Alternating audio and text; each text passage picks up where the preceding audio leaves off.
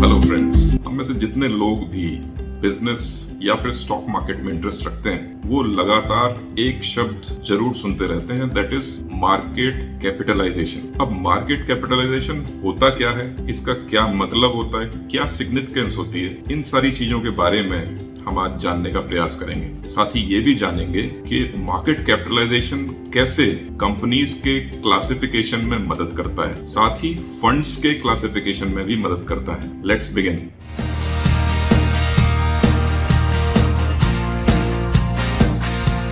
Friends, market capitalisation किसी भी listed company की जितने भी शेयर्स होते हैं उनकी जो ओवरऑल वैल्यू है स्टॉक मार्केट पे, उस ओवरऑल वैल्यू को हम कहते हैं उस कंपनी का मार्केट कैपिटलाइजेशन। आप इस बात को एक उदाहरण से अच्छी प्रकार समझ सकते हैं।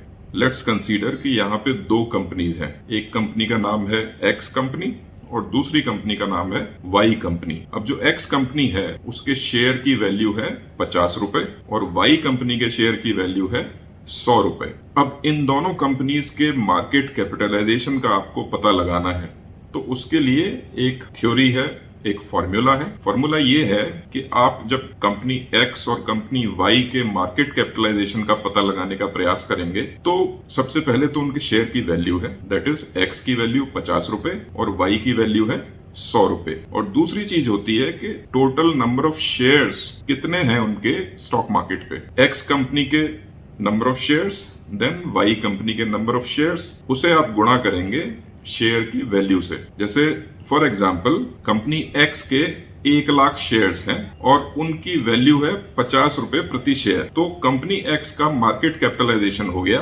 50 लाख रुपए। अब हम लेते हैं कंपनी वाई का एग्जाम्पल। हम ये मान लेते हैं कि कंपनी वाई के 2 लाख शेयर्स हैं और उनका रेट है 100 रुपीज, तो इस पर्टिकुलर कंपनी का मार्केट कैपिटलाइजेशन हो गया 2 करोड़ रुपए। तो इसमें दो कंसिडरेशंस होती हैं। पहली, उनके शेयर की वैल्यू क्या है, प्राइस क्या है, और दूसरा, उनके कितने शेयर्स मार्केट में यानी कि शेयर मार्केट पे फ्लोटेड हैं। अब मार्केट कैपिटलाइजेशन के बेसिस पे ही कंपनीज को मोटे तौर पे 3 डिफरेंट सेट ऑफ कंपनीज में बांट दिया जाता है। सबसे पहली होती है लार्ज कैप कंपनीज, दूसरी होती है मिड कैप कंपनीज और तीसरी होती है स्मॉल कैप कंपनीज।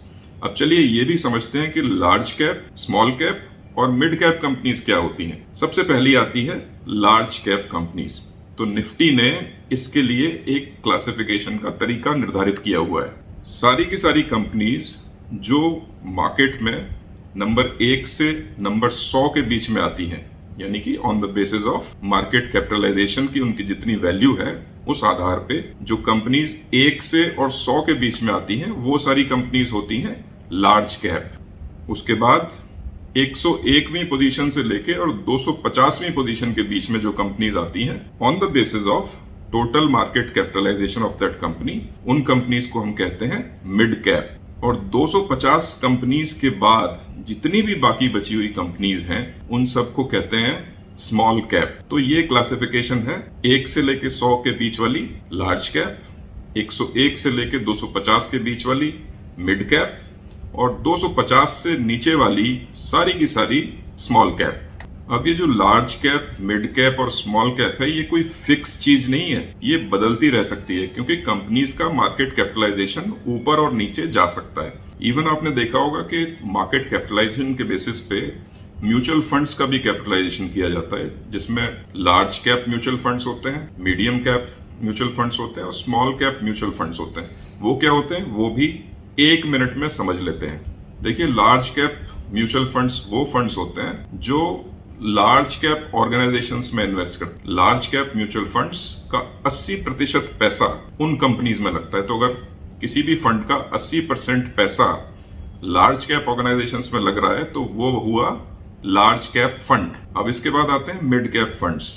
तो मिड कैप फंड्स वो होते हैं जहां पे वो particular fund almost 65% total fund का पैसा मिड कैप कंपनीज में लगाते हैं। तो अगर 65% मनी मिड कैप कंपनीज में इन्वेस्टेड है उस फंड का, तो ये होगा मिड कैप फंड।